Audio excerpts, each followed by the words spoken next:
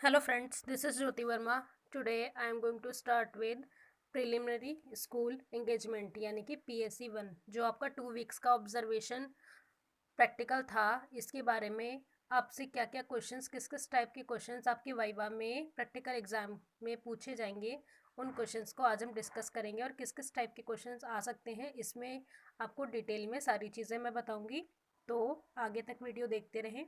तो ये जो आपका प्रैक्टिकल है PSE 1, इसके अंदर आपको स्कूल ऑब्जर्वेशन पर जाना था। तो इसके अंदर टोटली आपको फाइल्स भी बनानी पड़ी होंगी या पावर पॉइंट प्रेजेंटेशन। तो इसके अंदर आपको टोटली स्कूल को ऑब्जर्व करना था कि किस किस तरीके से जो जो चीज़ें यूज़ की जाती हैं स्कूल के अंदर वो क्या होती हैं, और उसको किस तरीके से मैनेज किया जाता है, स्कूल का मैनेजमेंट या फिर असेंबली जो है वो किस तरीके से मैनेज होती है। तो ये सारी चीज़ें हैं। क्लासरूम कैसे मैनेज किया जाता है, टीचर्स या जो वहाँ के नॉन टीचिंग स्टाफ होते हैं या प्रिंसिपल मैम हैं या प्रिंसिपल सर हैं, टोटली सारा किस तरीके से मैनेज होता है, इस चीज़ को ऑब्जर्व करना था आपको वहाँ पर। तो इसके अंदर सबसे पहले आपको एक रिफ्लेक्टिव जनरल बनाना था कि अगर आप 15 दिन के लिए गए हैं, 2 वीक्स के लिए गए हैं, तो आपको 15 दिन का रिफ्लेक्शन लिखना था उसके अंदर पर डे कि आपने क्या किया क्या नहीं किया, वहाँ पर क्या क्या एक्सपीरियंस मिला आपको, आप गए स्कूल में तो क्या हुआ। तो ये चीज़ें एग्जामिनर आपसे पूछ सकते हैं कि आपने क्या एक्सपीरियंस किया वहाँ पर, क्या आपको सही लगा वहाँ पर, और क्या कमी थी, कोई आप सजेशन देना चाहेंगे, या क्या चीज़ ऐसी थी जो स्टूडेंट्स के फेवर में नहीं थी। तो ये चीज़ें आपको इसमें पता होनी चाहिए कि आप ऑब्जर्वेशन पे गए हो तो आपने वहाँ पर क्या सीखा, और वहाँ के एनवायरनमेंट से किस तरीके से आपने कुछ भी ऑब्ज़र्व किया, स्कूल की टीचर्स किस तरीके से बिहेव करती हैं, या फिर किस तरीके से टीचिंग लर्निंग प्रोसेस जो है वो किस तरीके से हो रहा है। तो ये चीज़ें सारी आपको, जो भी चीज़ें आपने वहाँ पर देखी हैं वो चीज़ें आपको एज इट इज़ एक्सप्लेन करनी होगी अगर उन्होंने, एग्जामिनर्स ने कुछ पूछ लिया तो आपको बेसिकली, अगर आप नहीं भी गए हो किसी कारणवश, तो भी आपको इन चीज़ों का एक्सपीरियंस होना चाहिए कि वहाँ पर क्या क्या चीज़ें होती हैं। टोटली आपने अगर फाइल्स बनाई होंगी तो उसमें लिखा ही होगा रिफ्लेक्टिव जनरल में कि किस किस तरीके से आपने 15 दिन में क्या क्या एक्टिविटीज़ करी हैं।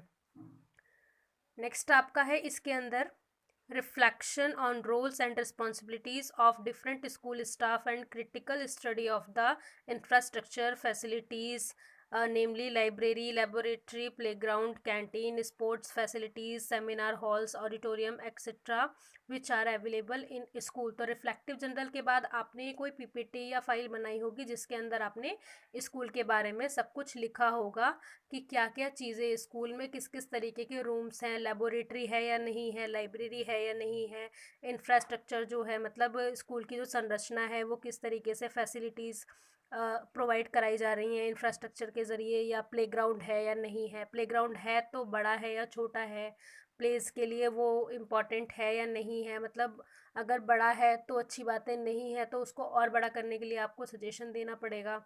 तो ये चीज़ें हैं, आपको एग्जामिनर्स को बतानी पड़ेंगी अगर आप, एग्जामिनर्स ने आपसे कुछ पूछ लिया। कैंटीन है या नहीं है, कैंटीन में किस तरीके से फैसिलिटीज़ दी जाती हैं स्टूडेंट्स को, स्पोर्ट्स फैसिलिटीज़ आपको पता होनी चाहिए कि स्पोर्ट्स में क्या क्या गेम्स वहाँ पर खिलाए जाते हैं, जिसमें आपको स्पोर्ट टीचर जो है उनसे बात करनी पड़ी होगी, या फिर आपने जो फाइल्स बनाई होंगी वो अपने एक्सपीरियंस पे बनाई होंगी। तो इस तरीके से टोटली इसमें हमें सब कुछ बताना पड़ता है। तो स्पोर्ट्स के बाद आपका सेमिनार हॉल्स है या नहीं, ऑडिटोरियम है या नहीं, या फिर स्कूल के अंदर कितने रूम्स हैं, जो वहाँ का इंफ्रास्ट्रक्चर है, और लैब्स वगैरह जो भी होते हैं, कंप्यूटर लैब है या नहीं, कंप्यूटर लैब है तो वहाँ पर कंप्यूटर्स चलते हैं या नहीं चलते, स्टूडेंट्स को लेकर जाया जाता है वहाँ पर या नहीं। तो ये चीज़ें होती हैं कि आपको अपना एक्सपीरियंस शेयर करना है। इसमें कुछ भी हेजिटेशन वाली बात नहीं कि एग्जामिनर ने कुछ पूछ लिया तो आप उसका आंसर नहीं दे पा रहे हैं। वाइवा में नॉर्मल क्वेश्चंस होते हैं और उसके अंदर क्या होता है, जो आपने एक्सपीरियंस किया है वो बताना होता है आपको।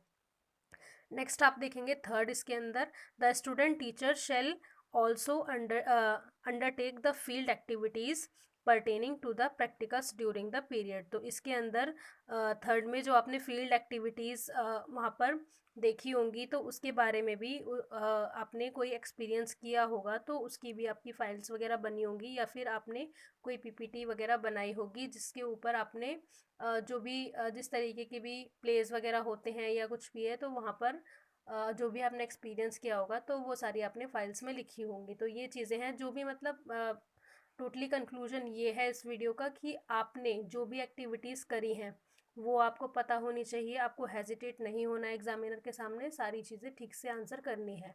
और जो भी आपने फाइल्स में लिखा है वो आपको पता होना चाहिए, पर डे आपने क्या लिखा है आप उसको रीड आउट करके जाएं। और जो भी रिफ्लेक्टिव जनरल जैसा कि आपने बनाया है वो भी आपको पता होना चाहिए। स्कूल का जो रिफ्लेक्शन है कि जो स्कूल में आपने देखा, ऑब्ज़र्व किया, वो चीज़ें आपको पता होनी चाहिए। एग्ज़ामिनर्स आपसे पूछ सकते हैं कि अगर आपको किसी चीज़ में कमी लगी है तो आप किस तरीके से टीचर्स को या वहाँ के स्टाफ को सजेशन देंगे। तो ये चीज़ें इसमें पूछी जा सकती हैं। सो फ्रेंड्स, आई होप आपको ये वीडियो पसंद आया होगा। Thank you so much for watching this video. मेरे चैनल को लाइक करें, सब्सक्राइब करें, क्योंकि आपको इसी प्रकार की वीडियोज़ आगे भी मिलती रहेंगी। तो आप सब्सक्राइब करके बेल आइकन पर प्रेस कर लें ताकि टाइम टू टाइम आपको नोटिफिकेशन वीडियोज़ का मिलता रहे। Thank you so much friends for watching this video.